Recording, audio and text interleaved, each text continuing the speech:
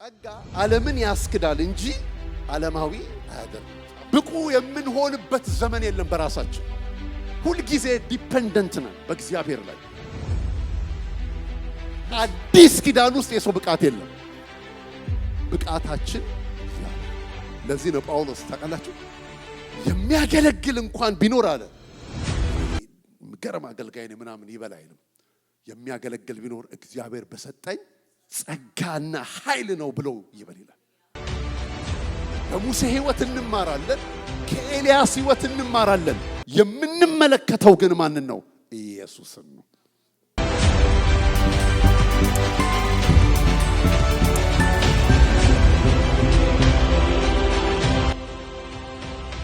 እግዚአብሔር የተመሰገነ ይሁን። ምንድነው ሕግና ጸጋን ስትመለከቱ መጽሐፍ ቅዱስ ሲናገር ልክ እንደዚህ የሕግ አስተማሪዎች እንዳሉ ሁሉ በዕብራውያን መጽሐፍ ላይ ስለ ጸጋ ደግሞ የተነገሩ ማስጠንቀቂያዎች ደግሞ አሉ። እሱንም ደግሞ ወደፊት የምናየው ይሆናል። አሁን ለምሳሌ ጸጋውን ወደ ሴሰኝነት የቀየሩ ይላቸዋል። የጸጋው መንፈስ ያክፋፉ ይላቸዋል። የተቀደሱበትንም የኪዳን ደም እንደ ርኩስ ነገር የቆጠሩ ጸጋ አለ ብለው በጸጋ ሰበብ እንዲህ አይነት ርኩሰት ውስጥና የህይወት ስርዓት ውስጥ የኖሩ ሰዎች መጽሐፍ ቅዱስ ውስጥ ነበሩ። ሴም ታይም ደግሞ ሕግን የሰበኩ ሰዎች ደግሞ ነበሩ። ለዚህ ነው መጽሐፍ ቅዱስ ትክክለኛውን ትምህርት አስተምር። ለዚህ ነው ጳውሎስ ለጢሞቴዎስ ሲነግረው ለራስህና ለትምህርትህ ምን በል ተጠንቀቅ ያለው። ለዚህ ቬሪ ኢምፖርታንት። ስለዚህ ይህንን ነው የምናየው። ዓላማው ላይ ነው እንግዲህ የምናተኩር። ዓላማው ከገባን እንደገና ካስጨረስ ነው በጣም ትክክለኛውን መልክ ትክክለኛውን ነገር ከእግዚአብሔር ቃል እንማራለን ብዬ አስባለሁ። እግዚአብሔር የተመሰገነ ይሁን። አሁን ዶክተር ጋር ሄዳችሁ መድኃኒት ቢሰጣችሁ ማለት ነው መድኃኒት ስለሰጣችሁ አትፈወሱም። መድኃኒቱን እንዴት መውሰድ እንዳለባችሁ ፕሪስክራይብ አድርጎ ዶክተሩ ይሰጣችኋል። እንዳለ ብትቅሙት በኦቨርዶዝ በ911 ተደውሎ ሆስፒታል ነው የምትገኙት። አጠቃቀሙንም ጸጋ ብቻ መስጠት ሳይሆን አጠቃቀሙንም መጽሐፍ ቅዱስ ያስተምረናል። ያችሁ ይሄ በጣም አስፈላጊ ነገር ነው። ስለዚህ ይሄንን ነው እንግዲህ እያየን የምንመጣው። እግዚአብሔር የተመሰገነ ይሁን። ዮሐንስ ወንጌል ምዕራፍ 1 ቁጥር 17 ላይ ሕግ በማ ተሰጥቶ ነበር ይላል። እስቲ በሙሴ በሉ። በሙሴ ተሰጥቶ ነበር፣ ጸጋ ግን በማን ሆነ ይላል? በክርስቶስ ሆነ ይለናል። ሕግ በሙሴ ጸጋ ደግሞ በክርስቶስ ሆነ ይላል። እንግዲህ 5 ምክንያቶችን ነው የምናየው። የመጀመሪያው በጸጋ በጸጋና በእምነት አስተምህሮት ላይ ወይንም በጸጋና በሕግ ብትሉት ጥሩ ነው አስተምህሮት ላይ የጠራ እይታ እንዲኖረን ነው። የመጀመሪያው በጸጋና በሕግ አስተምህሮት ላይ የጠራ እይታ እንዲኖረን፣ ኮንፊውዥን እንዲጠራ ማለት ነው። በሕግ እንዳንኖር ሕግና ጸጋን እንዳንቀላቅል በጸጋ ብቻ ትክክለኛው ነገር እንድናደርግ፣ ሕግም ደግሞ በነበረበት ኪዳን ሰርቷል። ስለዚህ ያንን እንድናቅ ነው። ሁለተኛ ጸጋ እንዲበዛ በኃጢአት ጸንተን እንኑር የሚለውን የጳውሎስን ትምህርት እንድንመለከት ነው። ሶስተኛ የቆምንበትን ኪዳንና የህይወት ስርዓት እንድናውቅ፣ የትኛው ኪዳን ውስጥና የቆምንበትን ደግሞ የህይወት ስርዓት እንድናውቅ። አራተኛ ሰው በአዲስ ኪዳን በሕግ ውስጥ ሊኖር ስለሚችል።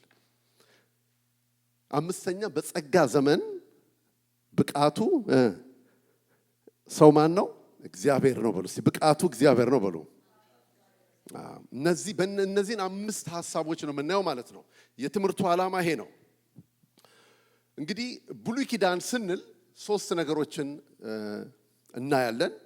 የግብረ ገብ ሕግ፣ የማህበረሰብ ሕግ፣ እንደገና የክብረ በዓላት ሕግ ይባላሉ። 3 ሕጎች አሉ በብሉይ ኪዳን። 613 ሕጎች አሉ። 613 ሕጎች በ3 ይከፈላሉ።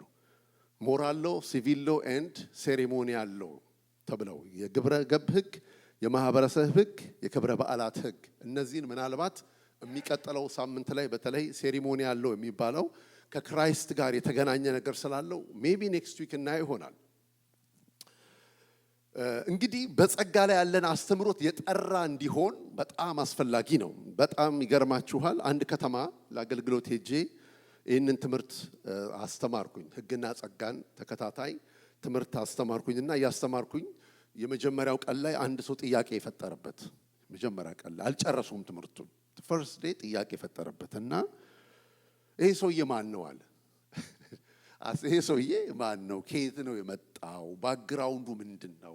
ከዚህ በፊት የሰበከው ስብከቶች ምን አይነት ናቸው? ህይወቱ ምንድነው? መንፈሳዊ አባት አለ ወይ? ቤተክርስቲያን አለ ወይ? ጤናማ ህይወት ነው ወይ? እነዚህን ሁሉ ነገሮች ሰውየው በጠዋት አስተምሬ ከሰዓት በኋላ አጣርቶ መጥቶ ቁጭ ብሎ መስማት ጀመረ ማለት ነው። ከየት ቤተክርስቲያን እንደመጣው ከማጋ እንደማገለግል ሲያቅ አረፈ ትንሽ ማለት ነው። ትንሽ ጤናማ ነው ማለት ነው አለ። እና መጠርጠሩ ክፋት የለውም ለማለት ነው። ገብቷችኋል? መጠርጠሩ ክፋት የለውም። ማንንም መስማት የለብንም። ይሄን ማወቅ አለብን። ማንንም መስማት የለብንም። ምክንያቱም መጽሐፍ ቅዱስ የያዘ ሁሉ የእግዚአብሔርን ቃል ስለማያስተምር ማለት ነው። ሕግ ያስተማሩ ሰዎች አሉ። እንደገና ደግሞ ጸጋውን ወደ ሴሰኝነት የሚለውጡ የተቀደሰውንም ደም እንደርኩስ ነገር የቆጠሩ ይላቸዋል። ጸጋው መንፈስ ያክፋፉ ሰዎች ነበሩ። ተጽፏል ይሄ። ስለዚህ የምንሰማቸውን ሰዎች መምረጥ በጣም ጤናማ ትክክለኛ ነገር እንደሆነ መጽሐፍ ቅዱስ ያስተምራል። ስለዚህ ሰውየው በቃ ይቅርታ ጠይቆኝ እንዴት እንደሆነ አይ ትክክል ነው ያደረከው አልኩት። የምትሰማውን መርጠሃል፣ ከምትሰሙት ተጠበቁ ብሎ መጽሐፍ ቅዱስም ስለሚናገር ማለት ነው። ስለዚህ ሚዲያ ገብተን ማአት ትምህርቶች አሉ። ስለዚህ መጠንቀቅ አለብን። እዛ ውስጥ አልገባም። ስለዚህ ይሄ የመጀመሪያው ነገር ነው። ሌላው መጠንቀቅ ያለብን ስለ እምነትና ስለ ጸጋ አንድ ሰው ማስተማር ከጀመረ ወይም መስበክ ከጀመረ በአንድ ጊዜ አትፈርጁት። አሁን ሰውየው መጀመሪያ ፈረጅ ወይ ነው ገና ስናገር አይ ይሄ ሰውዬ ያለ በቃ ስለ ጸጋ ሲነገር ስለ እምነት ሲነገር መፈረጅ የለብንም። የሆነ ቤተ እምነት ውስጥ ወይንም የሆነ አይነት ነገር ውስጥ ማስቀመጥ የለብንም። ምክንያቱም ታውቃላችሁ አንዳንድ ቤተ እምነቶች ኢየሱስ የሚለውን ስም ከጠሩ ቀጥታ ከጴንጤ ጋር ነው የሚገናኙ። ኢየሱስ ግን የሞተው ለማን ነው? ለዓለም ነው አይደል? ዓለምን እንዴት ወደደ ነው የሚለው መጽሐፍ። እንዲሁ ወደደ ብሎ ነው የሚናገር። ኢየሱስ የሞተው ለዓለም ነው፣ ለአንድ ቤተ እምነት አይደል። ስለዚህ መፈረጅ፣ በአንድ ጎራ ውስጥ ማስቀመጥ በጣም ትክክለኛ አይደለም። በተለይ ደግሞ ጸጋና እምነት ማለት የቆምንባቸው የእምነታችን መሰረቶች ናቸው። ባለፈው ተናግሬዋለሁ፣ አሁንም ደግመዋለሁ። ፋውንዴሽንስ ናቸው። በተለይ ይሄ ማርቲን ሉተር ከካቶሊክ ቤተክርስቲያን ተቃውሞ ሲወጣ 5 ሶላዎችን ይዞ ነው የወጣው።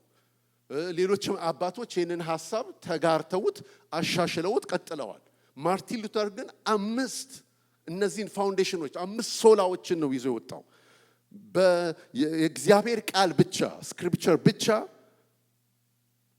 ፌዝ አሎን ወይንም እምነት ብቻ፣ በጸጋ ብቻ፣ ክርስቶስ ብቻ፣ ክብር ለእግዚአብሔር ብቻ።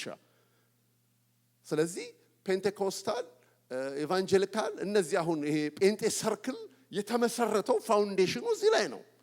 እነዚህ 5 ሶላዎች ላይ ነው የተመሰረተው። ስለዚህ እምነት ትልቅ ቦታ አለው። ሲነሳ ማርቲን ሉተር የተነሳው ከካቶሊክ ቤተክርስቲያን ሲወጣ ጻድቅ በእምነቱ በህይወት ይኖራል ወይንም በእምነት ነው የሚዳነው በስራ አይደለም ብሎ ያንን ቃል ይዞ ነው የተነሳው። እግዚአብሔር የተመሰገነ ይሁን። እምነት ደግሞ የዳነው በእምነት ነው፣ የምንኖረው በእምነት ነው። ስለ እምነትም ደግሞ ስንሰማ ልባችን ሊነሳ ይገባል። ይህ በጣም አስፈላጊ ነገር ስለሆነ ነው። ስለዚህ እነዚህ 5 ሶላዎች የአንድ አማኝ የፔንቴኮስታል ወይንም የአንድ አማኝ መሰረቶች ናቸው። የእግዚአብሔር ቃል ብቻ የተባለበት ምክንያት አለ። ምክንያቱም ብዙ ሌሎች መጽሐፎች ስለነበሩ ነው። ስራም እምነትም የሚሉ ሰዎች ስላሉ ምን ብሎ ተነሳ? በእምነት ብቻ አለ። እንደገና ጸጋ ብቻ አይደለም ስራም ያስፈልጋል የሚሉ በጸጋ ብቻ አለ። ሌሎች አዳኞች አሉ ስለሚባል ክርስቶስ ብቻ አለ። ይሄ ሁሉ ነገር ተጠቅልሎ ደግሞ ክብር ለማለ ለእግዚአብሔር ብቻ። ይህንን ነው የተናገረው። ስለዚህ መጽሐፍ ሲናገር ጻድቅ መሰረቱ ከተበላሸ ምን ማድረግ ይችላል? መሰረት ከተበላሸ በዛ መሰረት ላይ ይውላችሁ፣ ይሄ ፋውንዴሽን ነው። ይሄ አሁን የምንማረው ትምህርት በጣም መሰረታዊ ነው። እዚህ ግራውንድ ላይ ካልቆምን፣ እዚህ መሰረት ላይ ካልቆምን በምንም ነገር ብንታነጽ በምንም ነገር ብንገነባ ሰማይ ያየውን ህይወት ወደ ምድር ማምጣት አንችልም መግለጥ አንችልም ኢየሱስን መምሰል አንችልም ሮሜ 8 ላይ ልጁ በብዙ ወንድሞች መካከል በኩር ይሆን ዘንድ አይደል አስቀድሞ ያወቃቸውን የልጁን መልክ እንዲመስሉ ወስኗል በዚህ መሰረት ላይ ካልቆምን ኢየሱስን መምሰል አንችልም ኢየሱስን መግለጥ ደግሞ አንችልም ይሄ በጣም አስፈላጊ ነገር ነው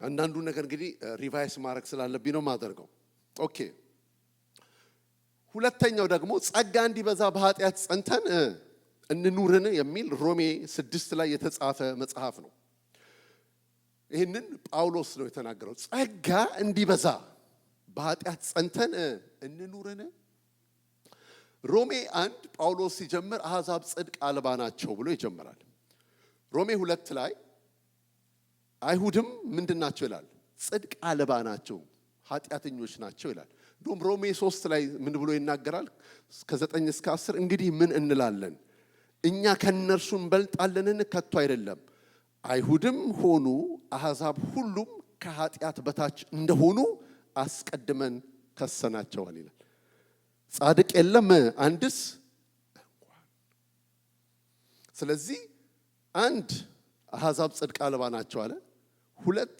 አይሁድ ጽድቅ አልባ ናቸው አለ ሶስት ደግሞ ሁሉም ኃጢአትን ሰርተዋል የእግዚአብሔርም ክብር ጎሏቸዋል ካለ በኋላ በኢየሱስ ክርስቶስ በሆነው ቤዛነት በኩል እንዲያው በጸጋው ይጸድቃሉ ብሎ ይናገራል ሮሜ 4 ላይ ሲመጣ አብርሃም በስራው ጸደቀ አይለንም በምን ጸደቀ ይለናል በእምነት ጸደቀ ይለናል ከዛ በኋላ ሮሜ 5:1 ምን ይላል እንግዲህ በእምነት ምን ካለን ከጸደቅን ብሎ ይናገራል ይሄን ካለ በኋላ ሮሜ 6:1 ሲጀምር እንግዲህ ምን እንላለን ጸጋ እንዲበዛ በኃጢአት ጸንተን እንኑር አይደለም አንድ ቁልፍ ቃል ጳውሎስ ስለተናገረ ነው ሮሜ 5:20 ላይ ሕግ በመምጣቱ መተላለፍ በዛለ ሕግ ሲመጣ ያደረገው ነገር ምንድነው መተላለፍ ነው ጳውሎስ ሮሜ 7 ላይ አትመኝ ባላለ መመኘትንም ባላወኩ ነበር ሕጉ ነው መተላለፍን ያመጣው ሕግ ባይኖር መተላለፍ የለም ለምሳሌ ስፒድ ሊሚታችሁ 45 ነው ብሎ ሕግ እዛ ከተለጠፈ የነዳን በ50 ስትሄድ ፖሊስ መጥቶ ያስቆምሃል የሚያስቆምህ ለምንድን ነው ሕግ ምን ብለሃል ተላልፈሃል ነው 45 የሚል ሳይን ባይኖር ፖሊስ እናንተ መጥቶ ያስቆማችኋል በፍጹም ስለዚህ ጳውሎስ የሚለን ምንድነው ሕግ በመምጣቱ መተላለፍ በዛ ሕግ ባይኖር መተላለፍ የሚባል ነገር የለም ያለ ነው እሱን ካለ በኋላ ኃጢአት በበዛበት አለ ጸጋ ደግሞ አብልጦ በዛ ትንሽ ኮንፊውዝ ያደርጋል ኃጢአት ሲበዛ ምን ይበዛል አለ ጸጋ ይበዛል ኃጢአት አሁን ስለዚህ ኃጢአት በበዛበት ጸጋ የሚበዛ ከሆነ እኔ የፈለኩትን ነገር ማድረግ እችላለሁ እንደፈለኩ ልሁን ለምን ጸጋ እንዲበዛልኝ ሰዎች እንደፈለጉ ይኖሩና እንዴት ነው የምትኖሩት በጸጋው ነው ይሏችኋል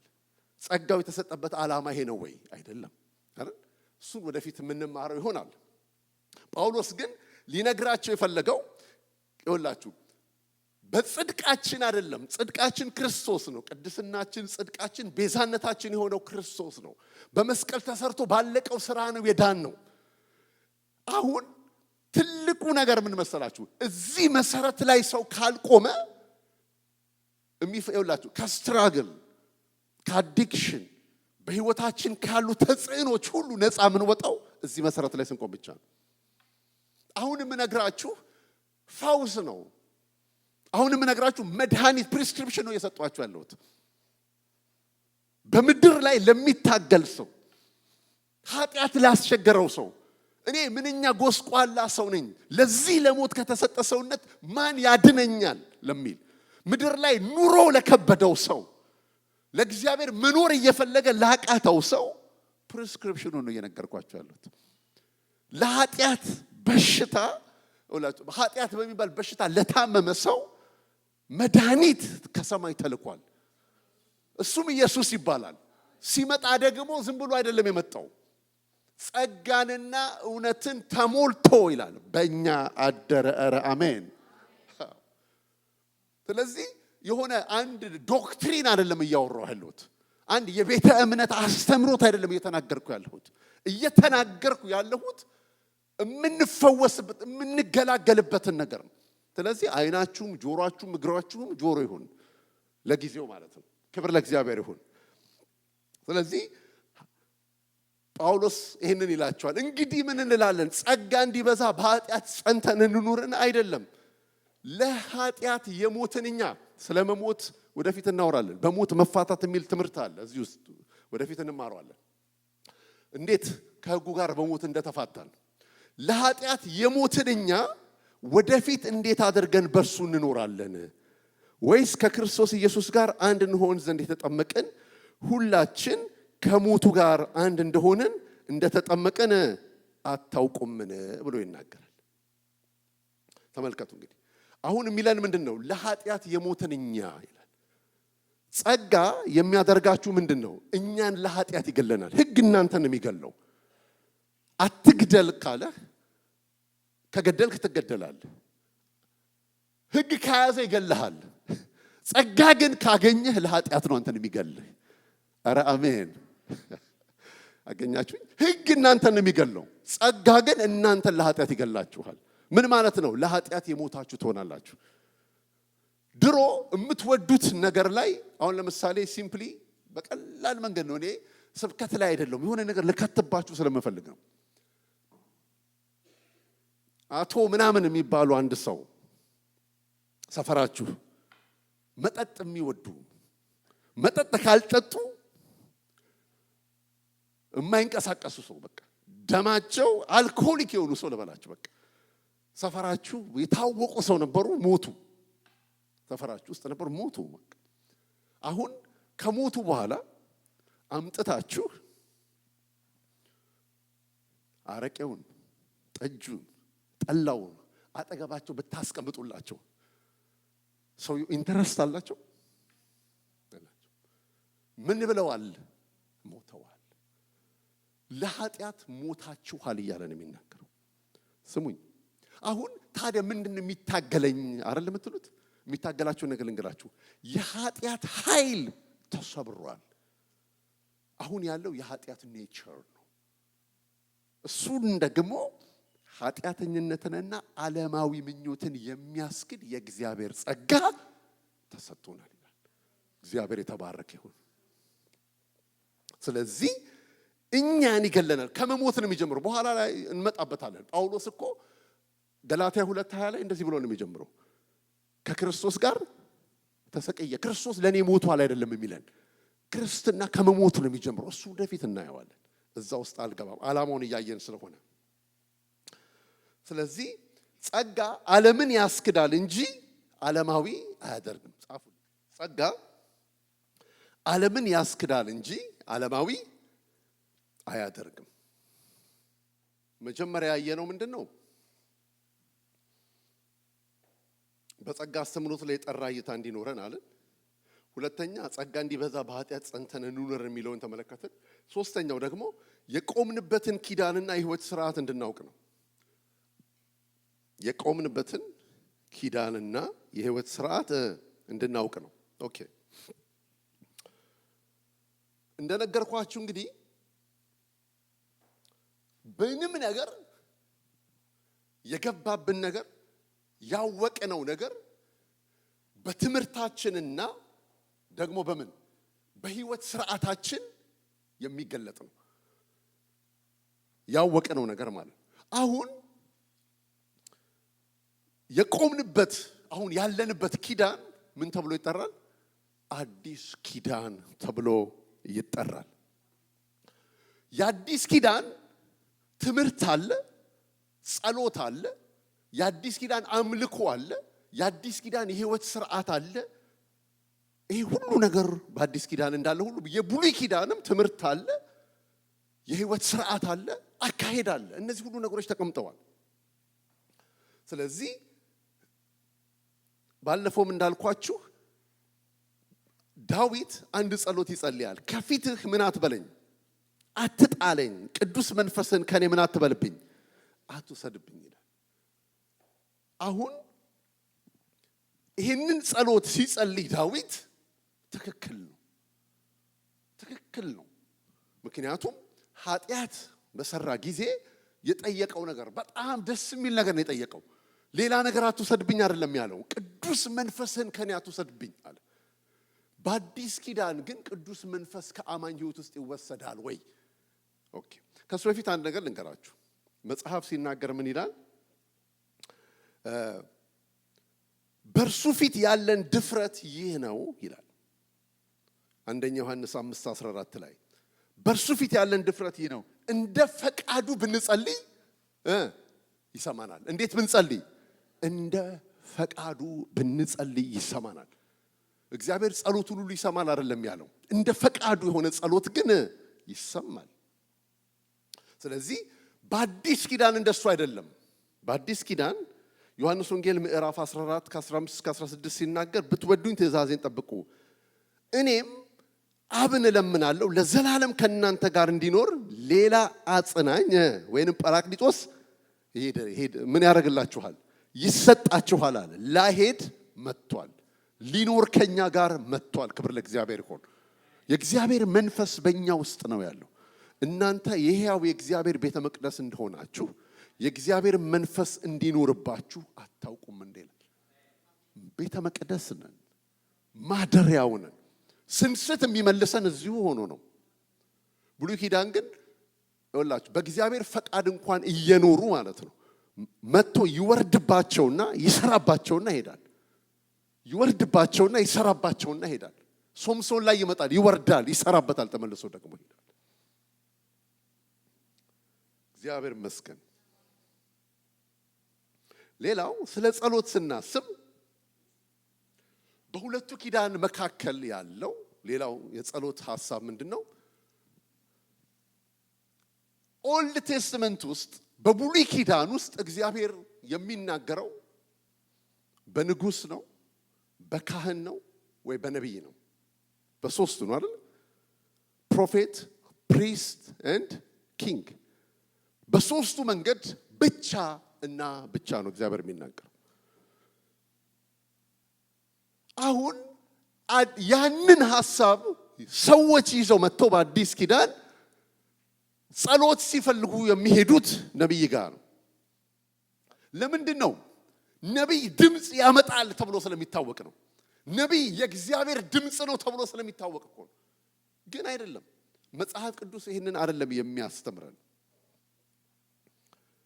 ሮሜ 8:14 ላይ በእግዚአብሔር መንፈስ የሚመሩ እስቲ የሚመሩ በሉ እነዚህ የእግዚአብሔር ልጆች ናቸው ይላል። ኧረ አሜን።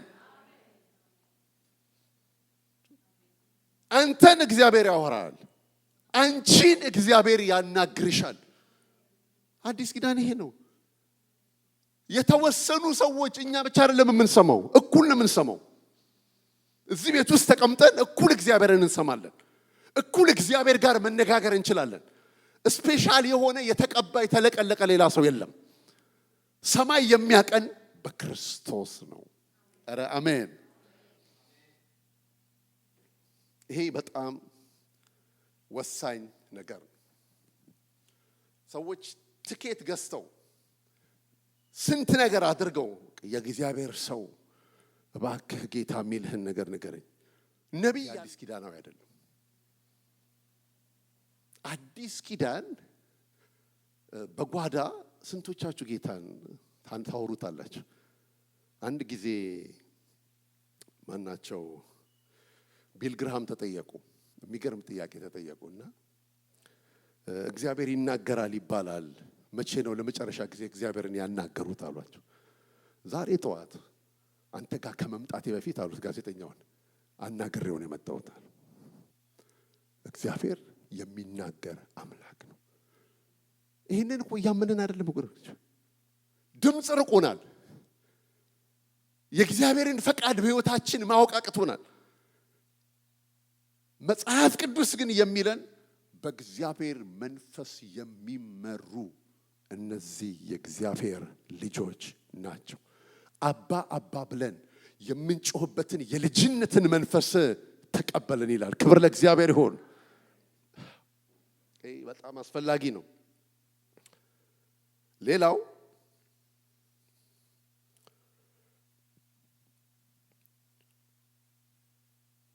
በሉቃስ ወንጌል ምዕራፍ 9 ቁጥር 53 ላይ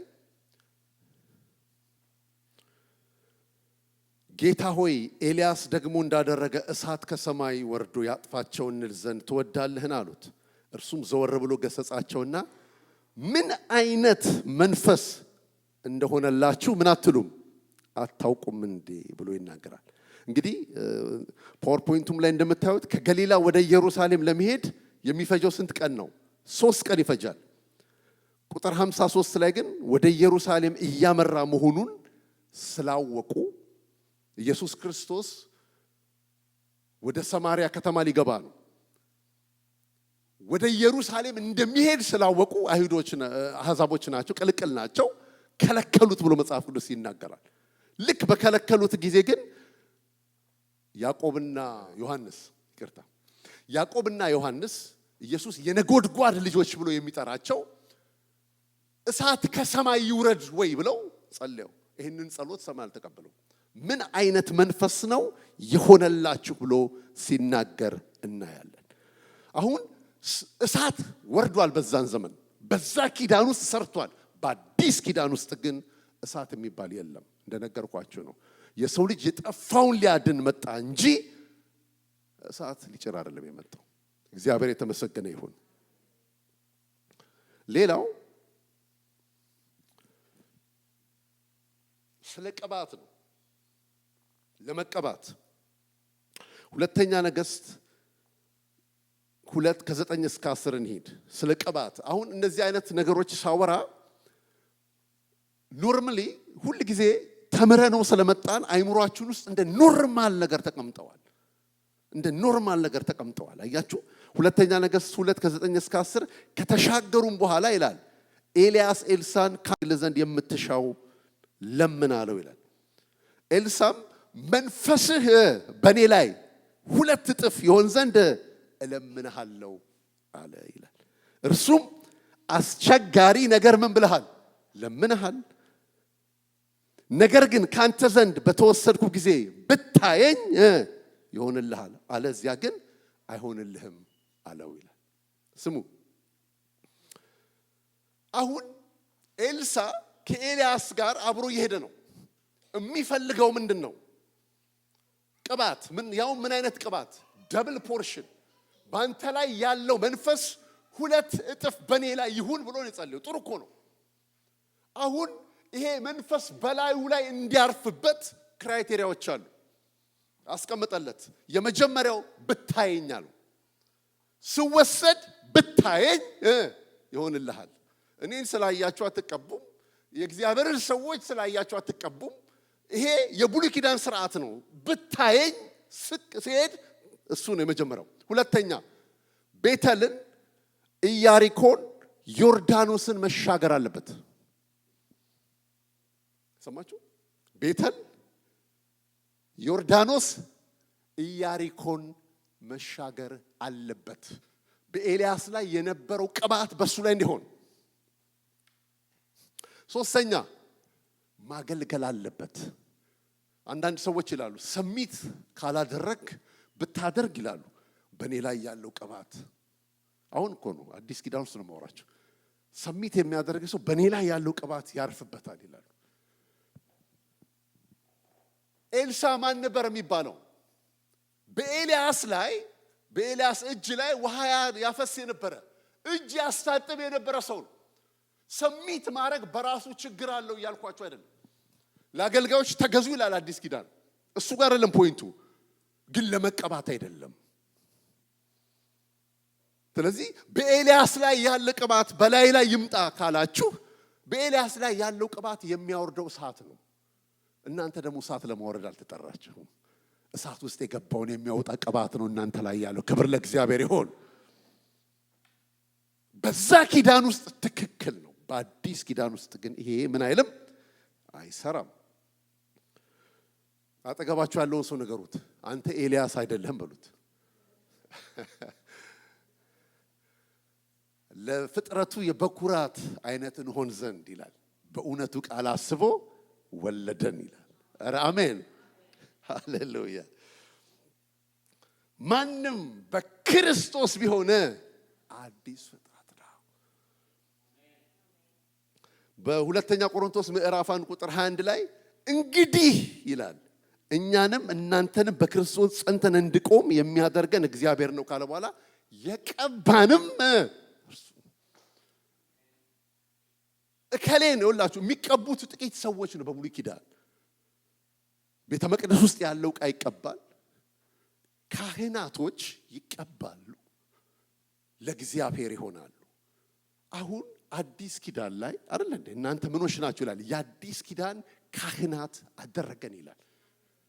የአዲስ ኪዳን አገልጋዮች አደረገን ይላል። እግዚአብሔር የተባረከ ይሁን። ሁላችን በዚህ ያለን ምኖች ነን? አገልጋዮች ነን።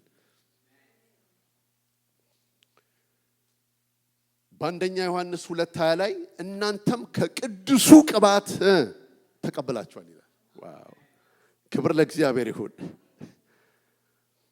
ከቅዱሱ ቅባት ምን ብላችኋል? ተቀብላችኋል ይላል። ከጊዜ አንፃር አላነበውም። ዮሐንስ ወንጌል ምዕራፍ 17 ከ1 እስከ 5 ላይ ሄዳችሁ ስትመለከቱ ኢየሱስ ክርስቶስ ወደ ተራራ ላይ ጴጥሮስን፣ ያዕቆብን፣ ዮሐንስን ሶስቱን ኢነር ሰርክል ውስጥ የነበሩ አመራር ቦታ ላይ ያሉ ብዙ ለየት ያለ ነገር የሚያሳያቸውን ደቀ መዛሙርቱን ይዟቸው ወደ ተራራ ወጣ ይላል። እዛ ተራራ ላይ ያለ ሲጸልዩ ብሩህ የሆነ ዳመና ጋረዳቸው። ልብሱም አጣቢ በምድር ላይ ሊያነጻው ከሚችለው በላይ ነጭ ነበር ብሎ ይናገራል። ከደመናው ውስጥ ግን አንድ ድምፅ መጣ። በእርሱ ደስ የሚለኝ የምወደው ልጄ እርሱ ነው፣ እርሱን ስሙት። እነዚህ ሰዎች የአይሁድ ባክግራውንድ ያላቸው ናቸው። የገሊላ ሰዎች ቢሆኑም የአይሁድ ባክግራውንድ ያላቸው ናቸው፣ አሕዛብ ቢሆኑ። ነገር ግን በጣም የሚገርመው ነገር ሙሴ ሪፕሬዘንት የሚያደርገው ሕግ ነው። የሚወክለው ሙሴ ሕግን ነው። ኤልያስ የሚወክለው ምንድን ነው? ነቢያቶችን ነው። ኢየሱስ ደግሞ የሕግና የነቢያት ምንድን ነው? ፍጻሜ ነው። ሕግም ተፈጽሟል፣ ነቢያትም ትንቢቶች ተፈጽመዋል አይደል እንዴ? ሙሴ በሕግ ነቢያት ስለ እርሱ የጻፉትን የናዝሬቱ ኢየሱስን አግኝተነዋል አይደል ያሉት። ክብር ለእግዚአብሔር ይሁን። ስለዚህ አሁን ተመልከቱት የተባለው ማንን ነው? ኢየሱስን። በሙሴ ሕይወት እንማራለን፣ ከኤልያስ ሕይወት እንማራለን። የምንመለከተው ግን ማንን ነው? ኢየሱስን ነው። ሮሜ ላይ እንደተጻፈ የተጻፈው ሁሉ ለትምህርታችን ምን ብሏል? ተጽፏል ብሎ ስለሚናገር ማለት ነው። ይሄ በጣም አስፈላጊ ነገር ነው። እግዚአብሔር የተመሰገነ ይሁን። ስለዚህ የቆምንበትን ኪዳን እና የህይወት ስርዓት እንወቅ። አራተኛው የምንማርበት ዓላማ ሰው በአዲስ ኪዳን በሕግ ውስጥ ሊኖር ስለሚችል፣ ቅድም እንደነገርኳችሁ በሕግ ውስጥ መኖር ብቻ ሳይሆን አዲስ ኪዳን ውስጥ ሰው ሕግን ሊሰብክ ይችላል። አንዳንዶች ሳያውቁ የሕግ አስተማሪዎች ሊሆኑ እየወደዱ ብሎ ጳውሎስ ለጢሞቴዎስ እንደነገረው እናያለን። መቀላቀል ነው እንግዲህ አንዱ እሱ ላይ ነው እንግዲህ ዛሬ ትንሽ ፎከስ የምናደርገው። አይ ቲንክ የኛም ችግር የአዲስ አሁን ያለን አማኞች ችግር የሚመስለኛል መቀላቀል ነው። ፒውር ሕግ እንሰብካለን ብዬ አላምንም። ፒውር ሕግ እናምናለን ብዬ አላምንም። በሁላችንም ውስጥ ግን ምናልባት ሊኖር የሚችለው ሕግና ጸጋን መቀላቀል ነው። ሕግ ሽንፍላ ነው። ከአማኝ ህይወት ውስጥ አጥባችሁ አትጨርሱትም። በጣም ከባድ ነው። ሽንፍላ ታውቃላችሁ? አሜሪካ የተወለደ ነው የማያውቀው ሽንፍላ። ብዙ ፓርት አለው። እሺ እንግዲህ ጳውሎስ ለገላትያ አማኞች ሲነግራቸው ወንጌል ሰብኮላቸው ነው ሄደው። ወንጌል ተናግሯቸው ነው ሄደው። እውነተኛ ንጹህ የሆነውን ወንጌል በክርስቶስ መስቀል ተሰርቶ ያለቀውን ነገር ነግሯቸዋል። ከነገራቸው በኋላ ግን ልዩ የሆነ ወንጌል እሱ ነው በጣም ኮንፊውዝ የሚያደርገው። ወንጌል ብለው ነው ሰዎች የሚሰብኩት፣ ግን ወንጌሉ ምንድን ነው? ልዩ ነው። ልዩ ነው። እንደ እግዚአብሔር ቃል አይደለም፣ ሰማይ ያየው አይደለም። ልዩ የሆነ ወንጌል ይዘው በመካከላቸው ገብተውባቸዋል። ያ ነው ችግሩ። ስለዚህ ሰው የሚድነው ክርስቶስን በማመን ትንሿ ጣትህን ሳታንቀሳቅስ ፔኒ ሳትጨምር ኢየሱስ ክርስቶስን እንደ ግል አዳኝ አድርገህ ከተቀበልክ የዘላለም ሕይወት ታገኛለህ። አለቀ። ደህንነት ማለት ይሄ ነው። የምንጨምረው ነገር የለም። ከዛ በኋላ መጡ ሐሰተኛ ሐዋርያቶች። እሱ ብቻ አይደለም አሉ፣ መጡ የሕግ አስተማሪዎች ቀላቀሉባቸው። እሱ ብቻ አይደለም፣ ግርዛት ያስፈልጋል አሉ። ግርዛት ብቻ አይደለም፣ ጥምቀትም ያስፈልጋል፣ ሕግን መጠበቅም ያስፈልጋል ብለው የገባቸውን እውነቱን በረዙባቸው፣ ዓለማቸውን አበላሹባቸው፣ እይታቸውን አደፈዘዙባቸው። ለዚህ ነው ጳውሎስ እናንተ የገላትያ አማኞች ሆይ ከእናንተ ይህንን ልማር ወዳለሁ። ኢየሱስ እንደተሰቀለ ሆኖ በፊታችሁ ተስሎ ነበረ። አሁን እንዳትመለከቱት አዚም ያደረገባችሁ ማን ነው? አዲሱ ትርጉም መተት ያደረገባችሁ ማን ነው ይላቸዋል። መስቀሉ ተጋርዷል፣ ደብዝዞባቸዋል። ኢየሱስ የሰራው እዛ መሰረት ላይ ካልቆሙ ደግሞ ዘለው ወደ ሕግ ሥራ ይመለሳሉ።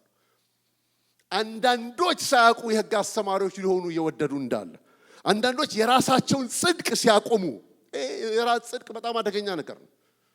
ሰዎች በራሳቸው ጽድቅ ከተመኩ በጣም በቃ ሰማይ የሚጸየፈው ነገር ይሄ ነው። ከሐሰተኛው እስራኤል ይልቅ ከዳተኛው እስራኤል ጸደቀች አለ። ከዳተኛ ይሻላል ካታላይ። መቀላቀል አደገኛ ነገር ነው። ምክንያቱም ሰውየው ዲሲቭድ ሆኗል። እግዚአብሔርን እየተከተልኩ ነው፣ ጌታን እያገለገልኩ ነው፣ በጌታ ቤት ነኝ፣ ዘራይ ትራክ ላይ ነኝ ይላል። ግን አይደለም። ስለዚህ በጣም የሚገርም ነገር ይላቸዋል። በተለይ ገላትያ 3:3 ላይ ይህን ያህል የማታስተውሉ ናችሁን ካለ በኋላ በመንፈስ ጀምራችሁ ይላቸዋል በስጋ ፍጹም ለመሆን ትጥራላችሁ። ይሄ በጣም አደገኛ ነገር ነው። የጀመራችሁት በምንድን ነው? በመንፈስ ነው። በክርስቶስ መስቀል ሥራ ነው ነገሩ የተጀመረው። ፍጽምናን ይኸውላችሁ ስሙ፣ ፍጽምናን በራስ አቅም በራስ ጉልበት አይቻልም። ባጭር ቃል ተስፋ ሊያስቆርጣቸው የፈለገው ነገር ምንድነው? ክርስትና ሲጀመር በጸጋ ነው፣ ሲያልቅ በጸጋ ነው። አሜን። ከጸጋ ውጪ ክርስትና የሚባል ነገር የለም። እምነት በመዳን ነው፣ ክርስትና በሥራ ነው የሚባል ነገር የለም። ቀጥሎም በእምነት ነው፣ ከእምነት ወደ እምነት ነው፣ ከእምነት ወደ እምነት ነው። ብቁ የምንሆንበት ዘመን የለም። በራሳችን ሁልጊዜ ዲፔንደንት ነን በእግዚአብሔር ላይ። መስበክ የቻልን ቀን አንድ ነገር ልንገራችሁ፣ ስሙኝ። አንድ ሰው ሊዘምር እዚህ ቦታ ላይ መጀመሪያ ጊዜ ትዘምራለህ፣ ዘማሪ ነህ ሲባል ጾሞ አይደል፣ ጸልዮ የእግዚአብሔርን ፊት አይቶ እርዳኝ ጌታ ሆይ እኔ እኮ አልችልም። ልክ አራተኛው ወር ላይ ይለምደዋል። ከዛ ማይኩን ብድግ ነው የሚያደርገው። አሁን ችሎበታል። ድሮ በጸጋ ነው፣ አሁን ግን በራሱ ነው። አልችልም የምንልበት የህይወት ስርዓት ሁሌ ማለት ነው። በጸጋ የሚኖር ሰው ሁሉ ጊዜ አይችልም። ዛሬ ሰበኳችሁ አይደል? የሚቀጥለውም ሳምንት እርዳኝ ብዬ ነው መምጣት ያለብኝ። This is grace። ለምደን ስንጨርስ እግዚአብሔርን መፈለግና በእግዚአብሔር ጸጋ ላይ መታመን አናቆምም። This is a problem። እሱን ነው የምላችሁ። ገላትያም የሆነ ይሄን ነው። በእምነት ድነዋል። እሱ ብቻ አይደለም፣ የኛም ስራ ደግሞ ያስፈልጋል እንላለን።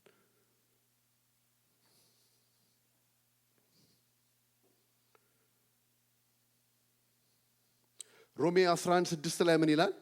በጸጋ ከሆነ ግን ከስራ መሆኑ ቀርቷል ይላል። ሰማችሁ? በጸጋ ከሆነ ግን ከስራ መሆኑ ቀርቷል። ጸጋ ያለዛ ጸጋ መሆኑ ቀርቷል። ስራ ከሆነ በአንተ አቅም፣ በአንተ ጉልበት፣ በአንቺ ጥረት እንዳመጣሽው ከተሰማሽ ያንቺ ስራ ነው።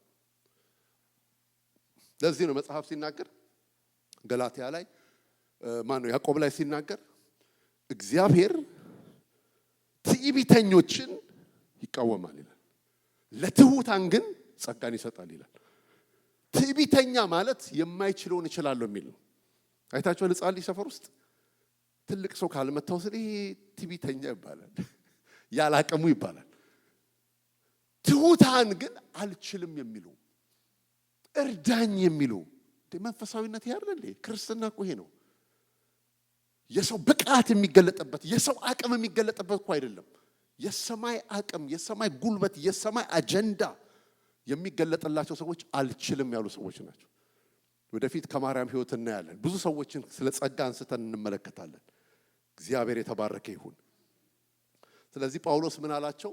እናንተ አላቸው ገላትያ 5:4 ላይ በሕግ ልትጸድቁ የምትፈልጉ ከክርስቶስ ተለይታችሁ ከጸጋ ወድቃችኋል።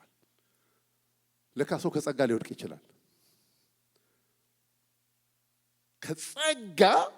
ጸጋ ከሚባል ተራራ ላይ፣ ጸጋ ከሚባል ማማ ላይ፣ እግዚአብሔር ካስቀመጠን ስፍራ ላይ ልንወድቅ እንችላለን። ለምን? የራሳቸውን ጽድቅ ሲያቆም ወይም በሕግ ልትጸድቁ የምትፈልጉ ከጸጋ ወድቋቸዋል ይላል።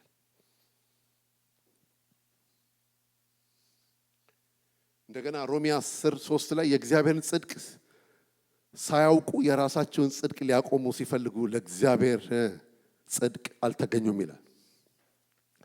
ይህንን ሐሳብ እንግዲህ አሁን ገላትያ ላይ ያለው ችግር እስቲ መቀላቀል በሉኝ። እስቲ መቀላቀል በሉ። መቀላቀል አሁን 3 ነገር ነግሬያቸዋለሁ። የመጀመሪያው ነገር ፒውር በቃ ዝም ብሎ ሕግ የሚሰብክ ሰው አለ። ወይንም ሕግ የሚሰብክ ሕግንም ይኖራል፣ በሕግ የህይወት ስርዓት የሚመላለስ ሰው አለ። ሁለተኛው ደግሞ ሕግና ጸጋን ምን ማድረግ? እስቲ መቀላቀል በሉ። መቀላቀል። ሶስተኛው ደግሞ ጸጋውን ብቻ መስበክ። እነዚህ 3 ነገሮች በጣም ወሳኝ ናቸው። ይሄ ሉቃስ 18:9 ላይ ያለው በጣም የሚገርም ነው። እናንተ አንብቡት። ሉቃስ 18:9 እስከ 14 በሰፊው አልሄድኩበትም ላስት ዊክ። በራስ ጽድቅ ስለመመካት ነው። ግን ከላይ ታይትሉ ሲናገር ፈሪሳዊና ትሁቱ ሰው ብሎ ነው የሚጀምረው። ፈሪሳዊና ትሁቱ ሰው። ይህንን የተናገረው ደግሞ ጌታ ኢየሱስ ክርስቶስ ነው። በጣም የሚገርመው እንዴት ጌታ እንደሚጠላው ነው የምታዩት። ሰውየው ሊጸልይ ሲቆም በእግዚአብሔር ፊት በሳምንት 2 ጊዜ ወይንም 3 ጊዜ ምን እላለሁ? እጾማለሁ። በጣም ነው የሚገርመው። እንደገና ደግሞ እንደዚህ ቀራጭ ሰው አይደለሁም። እስቲ እናንብበው፣ ግድ የለም ሉቃስ የትም አትሄዱ ማለት ሉቃስ 18 ላይ እንሂድ እስቲ። ሉቃስ 18 ከ9 እስከ 14 ጻድቅም እንደሆኑ በራሳቸውም ለሚታመኑ ሌሎችንም ሁሉ በጣም ለሚንቁ ይህን ምሳሌ ነገራቸው እንዲህ ሲል 2 ሰዎች ሊጸልዩ ወደ መቅደስ ወጡ። አንዱ ፈሪሳዊ ሁለተኛውም ቀራጭ። ፈሪሳዊ ቆሞ በልቡ ይህን ሲጸልይ እግዚአብሔር ሆይ እንደሌላ ሰው ሁሉ ቀማኞችና አመፀኞች፣ አመንዝሮች ወይም እንደዚህ ቀራጭ ስላልሆንኩ አመሰግንሃለሁ። በየሳምንቱ 2 ጊዜ ጾማለሁ፣ ከማገኘው ሁሉ አስራትን አወጣለሁ። ቀራጩ ግን በሩቅ ቆሞ ዓይኖቹን ወደ ሰማይ ሊያነሳ እንኳን አልወደደም። ነገር ግን አምላክ ሆይ እኔን ኃጢአተኛውን ማረኝ እያለ ደረቱን ይደቃ ነበር። እላችኋለሁ ከዚህ ይልቅ ይህ ጻድቅ ሆኖ ወደ ቤቱ ተመለሰ። ራሱን ከፍ የሚያደርግ ሁሉ ይዋረዳል፣ ራሱን የሚያዋርድ ግን ከፍ ከፍ ይላል። ትዕቢተኞችን ይቃወማል፣ ለትሑታን ግን ጸጋን ይሰጣል እያለ ነው። በጣም ነው የሚገርመኝ ይሄ ቃል። ለምንድን ነው ስሙኝ፣ ክርስትናችንን ከሌላው ሰው ጋር ማወዳደር። you feel like I'm okay, I'm better than እከሌ። ቸርች ሄዳለሁ፣ ቤተሰቤን በስነ ስርዓት ነው የምመራው፣ አስራቴን በአግባቡ አመጣለሁ፣ ቤተ ክርስቲያን እያገለገልኩ ነው፣ የኔ ክርስትና ከእከሌ ክርስትና የተሻለ ነው። ይኸውላችሁ ማነጻጸሪያችን የእግዚአብሔር ቃል ነው። ኧረ አሜን። ህይወታችንን የምንመዝነው በቃሉ እንጂ አጠገባችን ባለው ወንድማችን አይደለም። ስለዚህ ይሄ ሰልፍ ራይቸስ ይባላሉ። በራሳቸው ጽድቅ እኔ አንዳንድ ሰዎች ጸልየው ሲወጡ ሊያናግሯችሁ እንኳን አይፈልጉም። ሆሊ ሆሊ ነው የሚጫወቱት።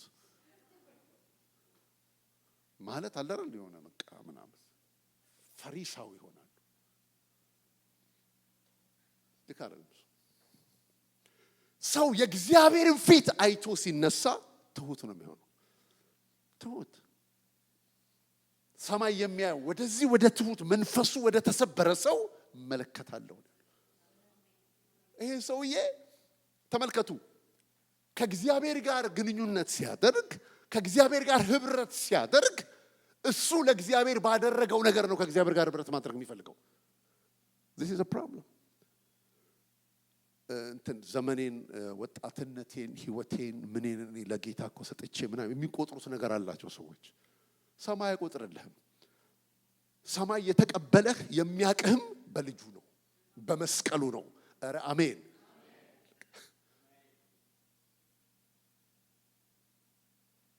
በራስህ ይኸውላችሁ ያንተ ጽድቅ አለው። በጣም ይገርማል። ጽድቃችሁ አለና የመርገም ጨርቅ ነው አለ። እያጠብኩ እያወጣሁላችሁ ነው፣ እያየሁት ነው። ይወጣል አይ የምትለው እኔ የሚለው ነገር ከኛ ህይወት ውስጥ ታጥቦ መውጣት አለበት። እዚህ መንፈስ ውስጥ እዚህ ነገር ውስጥ ካልገባን ልጁን ወደ መምሰል መምጣት አንችልም። this is a foundation መሰረት ነው ይሄ ወገኖች። ስለዚህ አንዳንድ ሰዎች ብር ብሎ ይጠፋሉ ከቸርች። ለምን እንደሚጠፉ ታውቃላችሁ? ኃጢአት ውስጥ ሲመላለሱ፣ በኃጢአት ውስጥ ሲኖሩ ቸርች አታገኟቸውም። ለምን? ቤተክርስቲያን ሲመጡ ጻድቅ ሆኖ ነው መምጣት የሚፈልጉት። ጥሩ ሆኖ ነው መምጣት የሚፈልጉት። ይሄ የሚያሳያችሁ ምንድነው ታውቃላችሁ? እግዚአብሔርን መፍራት አይደለም፣ በራሳቸው ጽድቅ ነው የሚመላለሱት። መተው እኮ ነው ንስሐ መግባት ያለባቸው። መተው ነው እርዳኝ ማለት ያለባቸው። መተው ነው ጸጋ መጠየቅ ያለባቸው። አስተካክለውና እመጣለሁ ይላሉ። የት ነው የሚያስተካክሉት? አታስተካክለውም። መስተካከያ ቦታ ራሱ ጸጋው ነው። መስተካከያ ቦታ ራሱ የእግዚአብሔር ቤት ነው።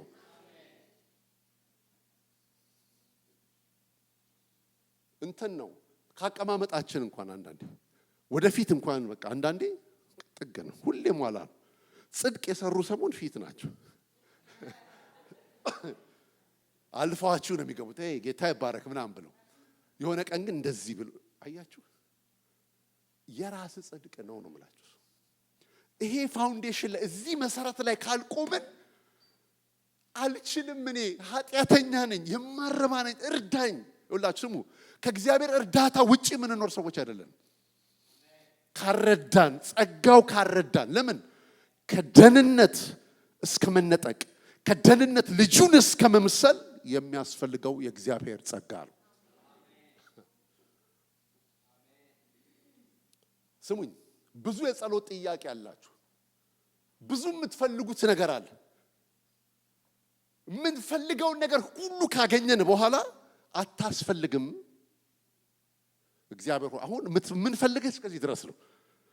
ትዳር ነው አግኝቻለሁ፣ ልጅ ነው አግኝቻለሁ፣ ትምህርቴን ተምሬያለሁ፣ ሁሉ ነገር አለኝ። ታዲያ ምን ያደርግልኛል እግዚአብሔር? ጸጋ በጸጋ ሰው መኖር ሲጀምር ምን እንደሚያደርግ ታውቃላችሁ? አካውንት ውስጥ ከተቀመጠው ገንዘብ ይልቅ ያኖረኛል ብሎ የሚያምነው እግዚአብሔርን ታኖራለህ ይላል። አካውንቱን እያየ አይደለም፣ እግዚአብሔርን እያየ ታኖራለህ ይላል። ጸጋውን እየተማመነ ኧረ አሜን። ይሄ ነው ጸጋ። ስለዚህ ስለ ኢየሱስ ክርስቶስ ሲናገር ማቴዎስ ወንጌል ምዕራፍ 12 ላይ በጣም የምወደው ቃል ነው። ከ19 እስከ 20 አይከራከርም ይላል። አይጮህም፣ ድምፁም በአደባባይ ከቶ የሚሰማ የለም። ፍርድን ድልን ለመሳት እስኪወጣ ስሙ፣ የተቀጠቀጠ ሸምበቆን አይሰብርም፣ የሚጤስን የጧፍ ክር ምን አይልም አያጠፋም። አይገርም? እኔ እንዴት እንደሚገርመኝ ልነግራችሁ አልችልም። አይከራከርም፣ አይጮህም፣ ድምፁም በአደባባይ አይሰማም። እሱ ብቻ አይደለም። ይኸውላችሁ በጸጋ ውስጥ ስትኖሩ አትፈርዱም ማንም ላይ። ሕግ ውስጥ የሚኖር ሰው ፈራጅ ነው። ፈራጅ ነው። ኢየሱስ ክርስቶስ የተቀጠቀጠ ሸምበቆ ማለት ኦሬዲ የተቀጠቀጠ ነው። ኦሬዲ የተሰባበረ ነው። የተቀጠቀጠ ሸምበቆን አይሰብርም። ሊጠፋ ያለውን የሚጤስ ጧፍን ደግሞ ምን አይልም አያጠፋም፣ ያበራዋል እንጂ። ሕግ ነው የሚፈርድባችሁ። ጸጋ ግን ዳግም ኃጢአትን አትስሪ፣ እኔም ደግሜ አልፈርድብሽም። ሴትዮዋ ዝሙት ቤት አልተገኘችም፣ መቃብር ስፍራ ነው የተገኘችው። ዝሙት ቤት አልተገኘችም፣ ሽቶ ስትሰብር ነው የተገኘችው። ጸጋ ያገኛቸው ሰዎች እንደዚህ ነው የሚሆኑት። ክብር ሁሉ ለእግዚአብሔር ይሁን። መቀላቀል ይውላችሁ ካልጠራ ጥርት ካላለ የሆነ ሌላ ክርስትና የሚመስል የሆነ ነገር ነው የምንኖረው። ደግመዋለሁ። አሁንም ስለ በቅሎ ላስት ዊክ ትንሽ አይተነዋል። ስለ በቅሎ አንድ ቃል ላንብብ መጀመሪያ።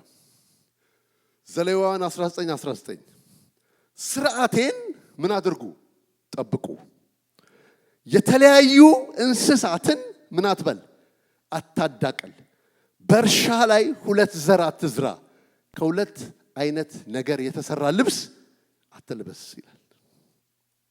2 ነገር አለው። አታዳቅል፣ አትዝራ፣ አትልበስ። 3 ነገሮችን አስቀምጧል።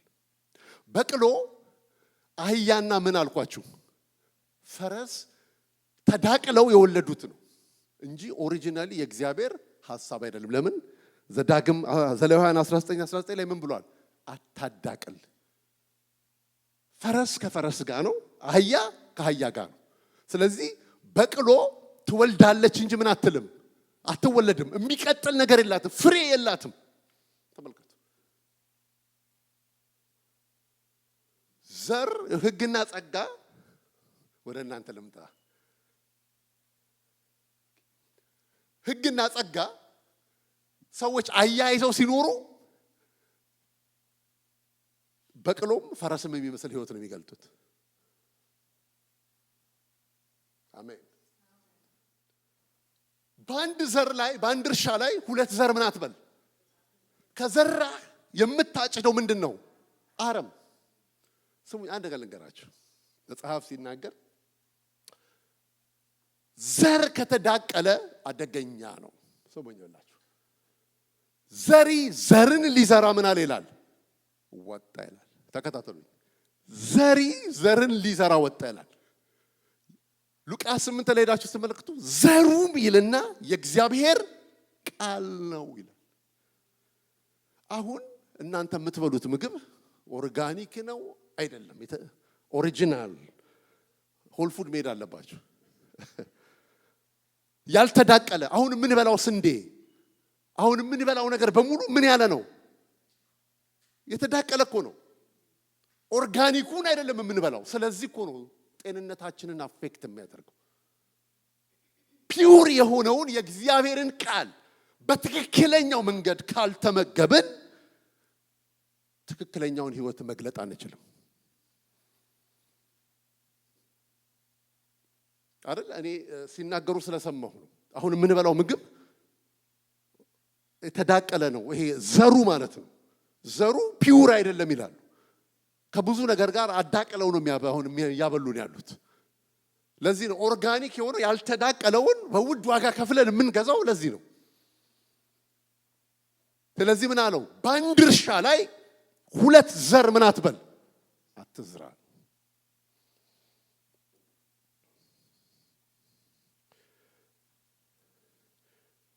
ስለ መቀላቀል እያልኳችሁ ነው። ሌላው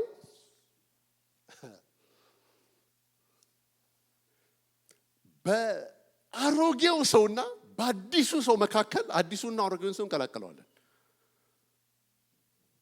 ሰማችሁ? ይሄ ነው በጣም አደገኛ ነገር ነው። ስሙኝ። አሁን መጽሐፍ ሁለተኛ ቆሮንቶስ 5:16 ላይ ሲናገር ስለዚህ ከአሁን ጀምሮ ማንንም በውጫዊ ነገር ምን አንልም አንመዝንም። ከዚህ ቀድሞ ክርስቶስን በዚህ መልኩ መዝነነው ነበረ። ከእንግዲህ ግን እንደዚህ አናደርግም። ስለዚህ ማንም በክርስቶስ ቢሆን አዲስ ፍጥረት ነው ብሎ ይናገራል። ኦኬ አሁን አሮጌው ሰው አለ፣ ደግሞ ምን አለ? እስቲ አዲሱ ሰው በሉ። አዲሱ ሰው አለ። አሁን አሮጌውንና አዲሱን ሰው ቀላቀላችሁ ስትኖሩ ኢየሱስ በእኛ መታየት አይችልም። ኢየሱስን የጋረደው ኢየሱስን የሸፈነው የአሮጌው ሰው ባህሪ ነው፣ ማንነት ነው። ኦኬ አሁን አንድ ሰው ታገኙታላችሁ። ከዛ በኋላ ልክ የሆነ ነገር ይገለጥበታል። አሁን ለምሳሌ አንድ ሰው እኔ ባህሪ ነው ይላችኋል። ለምሳሌ ቁጣኛ ነው አይደል? እኔ ባህሪ ነው፣ በቃ አኩራፊ ነው፣ ባህሪ ነው። እሺ ያንን ማንነት ተቀብለህ ማለት ነው። መጽሐፍ ቅዱስ ደግሞ ሲናገር ማንም በክርስቶስ ቢሆን ምንድነው? አዲስ ፍጥረት ነው። አሮጌው ሰዋችሁ ይላል ከክርስቶስ ጋር እንደተሰቀለ እናውቃለን ይላል። አሮጌ ሰው ተሰቅሏል ከክርስቶስ ጋር። ሰው ጌታን ለአዳኝ አድርጎ ሲቀበል አሮጌው ሰው ከኢየሱስ ጋር ከክርስቶስ ጋር ምን ብሏል? ተሰቅሏል። ለዚህ ነው ጳውሎስ ገላትያ 2 ላይ እኔ አሁን ሕያው ሆኜ አልኖርም፣ በእኔ የሚኖረው ማን ነው? ክርስቶስ ነው። ስለዚህ ማነህ ንገረን። አሁን ስሙኝ፣ ያዕቆብ ማለት ምን ማለት ነው? አታላይ ዲሲቨር ማለት ነው። ያዕቆብ ሰፈር አሮጌው ሰው ሰፈር ያወጣለት ድሮ የሚኖረው የሚያውቀው ሶሳይቲው ማን ብሎ ነው? ያዕቆብ ብሎ ነው አይደለ? እግዚአብሔር ደግሞ ያዕቆብን ማን ብሎ ነው የሚጠራው? እስራኤል። የአዲሱ ሰው ባህሪ እስራኤል ነው። የአሮጌው ሰው ባህሪ ደግሞ ማን ነው? ያዕቆብ ነው። ስለዚህ አንተ ማነህ ንገረኝ። አጠገባችሁ ያለው ሰው ጠይቁት፣ ማነህ? ያዕቆብ ነህ? እስራኤል ነህ? ንገረኝ። አትቀላቀል በሉልኝ። አንድ ወዳጅ አለኝ። ምን ይላል መሰላችሁ? የሆነ ስትቆጡ ወይ የሆነ ነገር ሲል የተሰቀለውን ከየት አወረድከው ይላል። ይሄ አንተ አይደለህም ይላል። የተሰቀለውን ከየት ምን አደረከው? አወረድከው። ይኸውላችሁ አሮጌው ሰው እንደተሰቀለ ካላመንን አዲሱ ሰው እኔ ነኝ ብለን የአዲሱን ሰው የህይወት ስርዓት ለመግለጥ ካልተነሳን ክርስቶስን በግልጥነት ማሳየት አንችልም። ራሳችንን መቀበል ብቻ አይደለም፣ ሌላውንም ተቀበለነዋል። ለምሳሌ እሷ አኩራፊ ነች፣ እስክትበርድ ድረስ ምን ብሏት? ጠብቋት። የአሮጌውን ሰው ባህሪ ነች ብለን ተቀብለናል። እንዴት ታዲያ ክርስቶስ በእኛ በግልጥነት ይታይ? እንዴት ኢየሱስን ወደ መምሰል እንምጣ? መቁጠር ያለብህ አንተ የአዲሱን ሰው ባህሪ ነው። አዲሱ ሰው አያኮርፍም፣ ሁሉን የሚወድ ነው፣ የሚሰጥ ነው፣ የሚምር ነው፣ በቅድስና የሚኖር ነው፣ እግዚአብሔርን የሚፈራ ነው። የቱ? አዲሱ ሰው። ከአሮጌው ሰው ጋር አትቀላቅለው። አሮጌው ሰው ከክርስቶስ ጋር ምን ብሏል? ተሰቅሏል። ይሄን ካላመንክና በዚህ ህይወት ስርዓት ካልሄድክ ኢየሱስን በግልጥነት ማሳየታችን የድል ህይወት መኖር የምትፈልግ ከሆነ በኃጢአት ላይ ነክሰህ መኖር የምትችል ከሆነ አሮጌውን ሰው መሻር የምትፈልግ ከሆነ ራስህን በክርስቶስ ወቀው። ጳውሎስ ለዚህ ነው ማንንም የማቀው በክርስቶስ ነው። ሌዚ ነኝ ይላል። እኔ ሌዚ ነኝ ይላል። አንዳንድ ሰው እንትን ታይትል አትሙበታል። እኔ እንዲህ አይነት ነገር ምናምን ከነኩኝ ምናምን ይላል። ቃልቅ ተቀብሎታል።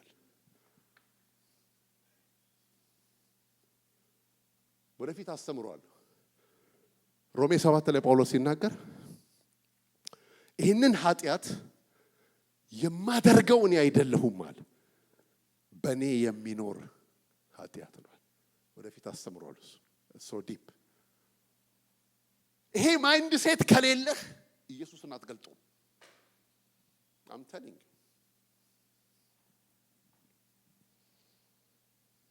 ስለዚህ አሮጌው ሰው ሲመጣ አጠገባችሁ ያለውን ሰው አስታውሱት፣ የምትኖሩ ሰው አስታውሱት፣ ከየት አወረድከው በሉት። ይሄ ሰውዬ እኮ ምን ብሎ ነበረ? ተሰቅሎ ነበር። የተሰቀለ ሰው አታወረዱ። የተሰቀለ ሰው መሞት ነው ያለበት። በቃ ከክርስቶስ ጋር ያ ሰው ተሰቅሏል። ስሙኝ፣ አዲስ ፍጥረት ነን ብሎ ሲል ይሄንን አንድ ታሪክ ልንገራችሁ። አንድ ከተማ ላገለግል ብዙ ጊዜ እናገረዋለሁ፣ እንደው የሚጠቅም ከሆነ ሰዎች ሲያቋችሁ በክርስቶስ ያቋችኋል ወይ በአሮጌው ሰው ያቋችኋል አይደል? ኢትዮጵያ ውስጥ ክለብ ምናምን በምንጨፍርበት ጊዜ ያኔ ከልጁ ጋር የተለያየ ነው። ያኔ ነው ክለብ በምንጨፍርበት ጊዜ ድሮ እና ከዛ በኋላ እሱ ከሀገር ወጣ። እኔ ልለወጥ። እኔ ደግሞ በጣም ከባድ ሰው ነበርኩኝ እዛ ዓለም ውስጥ ቀላል በከባድ ሚዛን ነበር የምጫወተው እና በደንብ ነበር የሚጠቀምብኝ አጅሬው እና በጣም ይገርማችኋል። ጭፈራው ምናምኑ መሀል የተለያየ ነው ከልጁ ጋር ማለት ነው። በኋላ መጨረሻ አንድ ከተማ እሱም በጌታ መጥቷል፣ እኔ በጌታ ነኝ። የት እንዳለም አላውቅም። የሆነ ከተማ ብቻ ያው ፓስተር ዳንኤል እዚህ መጥቶ ያገለግላል ብቻ ሰምቷል። ስሙን ያውቃል፣ ግን በምንም መንገድ እኔን ፒክቸር ሊያደርገኝ አይችልም።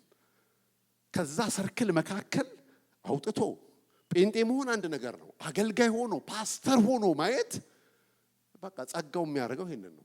የዓለምን ምናምንቴ መረጣር የሚለው በቃ እንደዛ ነው። ከዛ በኋላ ከዛ ከተማ ገባው። ሆቴሌ ሄጄ ልብሴን ቀይሬ ምሳ በልተን ቡና እንጠጣ ብሎኝ ፓስተሩ ወዴት? ወደ ስታርባክስ። ከዛ ስታርባክስ ገብተን ቁጭ ብለን ሻይ ልንጠጣ ስንል ልጁ መጣ። ከዛ አየኝ እዴ ያለ ተጋባዥም ጌታ በቃ ግራ ገባው። ለምን የሚያቀኝ በአሮጌው ሰው የህይወት ስርዓት ነው። መጽሐፍ ግን ሲናገር ጳውሎስ ሰውን እንኳን የምናውቀው በማን ነው? በክርስቶስ ነው አለ። ኧረ አሜን። አስታውሱት፣ አንተ እኮ አዲስ ፍጥረት ነህ። ከአሮጌው ነገር ጋር የህይወት ስርዓት የለህም። ተፋተሃል። መስቀል ላይ ነገር አልቋል። አንተ እኮ ይሄንን ሰው ካላመነ አዲስ ፍጥረት ነኝ ካላለ ደካማ ነኝ፣ እማረባ ነኝ፣ ኃጢአተኛ ነኝ እንደዚህ እያለ መኖር የለበትም። ይሄ ማይንድ ሴት ወላችሁ ስሙኝ። መጽሐፍ ምን ይላል? ሮሜ 12 ላይ የሚገርም ነገር ነው የሚናገረው። በአይምሯችሁ መታደስ ተለወጡ እንጂ ይሄንን ዓለም አትምሰሉ። አይምሮህ መለወጥ አለበት በእግዚአብሔር ቃል። ሰማይ የሚለው ቃሉ የሚለውን በእግዚአብሔር ቃል አይምሮህን ሪኒው ማድረግ አለበት። እግዚአብሔር ይመስገን። ሌላ የመጨረሻው አምስተኛ ሰው በጸጋ ዘመን ብቃቱ እግዚአብሔር ነው። ኧረ አሜን። በጸጋ ዘመን ብቃቱ ማን ነው? እግዚአብሔር ነው። ሁለተኛ ቆሮንቶስ 3:4-5 ምን ይላል? በክርስቶስ በኩል በእግዚአብሔር ላይ ያለን እምነት ይህ ነው ካለ በኋላ እስቲ ብቃታችን በሉ። እኔ ስብከት ላይ አይደለም የሆነ ነገር ልከተባችሁ ነው ፈልገው። እስቲ ብቃታችን በሉ ከእግዚአብሔር ነው እንጂ በገዛ እጃችን እንደሚሆን እንኳን ልናስብ የበቃን አይደለንም። አሜን። ብቃታችን አለ ወይ ሃሌሉያ። አዲስ ኪዳን ውስጥ የሰው ብቃት የለም። ብቃታችን እግዚአብሔር ነው። ለዚህ ነው ጳውሎስ ታውቃላችሁ የሚያገለግል እንኳን ቢኖር አለ እኔ ገረም አገልጋይ ነኝ ምናምን ይበል አይልም። የሚያገለግል ቢኖር እግዚአብሔር በሰጠኝ ጸጋና ኃይል ነው ብሎ ይበል ይላል። ከዛ ምን አለ? ከሁላችሁ ይልቅ ደከምኩ አለ። ወደፊት እናየዋለን። ሮጧል ጳውሎስ ያልሄደበት አለ እንዴ? እነዚህ ኤዥያንስ ሰባቱ አህጉራትን ዞሯል እኮ እሱ። ደከምኩኝ አለ። እኔ አይደለሁም አለ፣ በእኔ የደከመው የእግዚአብሔር ጸጋ ነው። አበባ አልፈለገም፣ ካርፔት አልፈለገም፣ ክብር አልፈለገም። ይኸውላችሁ ካገለገለ በኋላ መጨረሻ ላይ ያመጣውና ኤፌሶን ላይ እንደጻፈላቸው እግዚአብሔር ይሄንን ሁሉ ያደረገው የጸጋው ክብር ይመሰገን ዘንድ ነው። ሌላ ምንም አጀንዳ የለውም። የጸጋው ክብር ይመሰገን ዘንድ እግዚአብሔር የተመሰገነ ይሁን።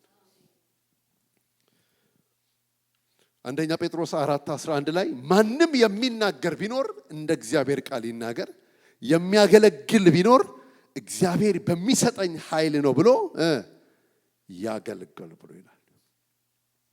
ለዚህ ነው ሐዋርያት ሥራ ምዕራፍ 2 ላይ ኃይልን ሳትቀበሉ ከኢየሩሳሌም አትችሉትም አላቸው።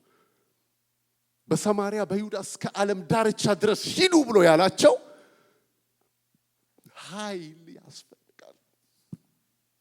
ይኸውላችሁ በቅናት ለብ አድርገን ትውልድ የሚያሳርፉ አገልጋዮች ማውጣት አንችልም። ምንም ነገር ቢሆን በመጨረሻ ነው እነግራችኋለሁ፣ እግሩ ስር መሆን በጣም አስፈላጊ ነው። ኃይል ያስፈልገናል። አሜን። ይህን ቃል እናገርና ጨርሳለሁ። አንደኛ ቆሮንቶስ ከ30 እስከ 31 ምን ይላል? ነገር ግን ይላል፣ I love this word፣ የሚመካ በእግዚአብሔር ይመካ ተብሎ እንደተጻፈ ይሆን ዘንድ ይህ ከእግዚአብሔር ዘንድ ጥበብ፣ ጽድቅ፣ ቅድስና፣ ቤዛነት በተደረገልን በክርስቶስ የሆናችሁት ከእርሱ ነው ይላል። አሜዚንግ። ጽድቃችን፣ ቅድስናችን፣ ቤዛነታችን ማን ነው? ክርስቶስ። ይኸውላችሁ በክርስቶስ የመስቀል ሥራ ላይ አርፈን በዚህ መሰረት ላይ ቆመን ክርስትናን መኖር ስንጀምር በትክክል ኢየሱስን በሕይወታችን መግለጥ እንችላለን። ቪክቶሪየስ የሆነ ላይፍ መኖር እንችላለን። የእረፍት ሰው እንሆናለን። በውስጣችን ያለው ትግል ጸጥ ይላል። ግን ጻድቅ መሰረቱ ከተበላሸ ምን ማድረግ ይችላል? ጨርሰናል። እግዚአብሔር የተመሰገነ ይሁን።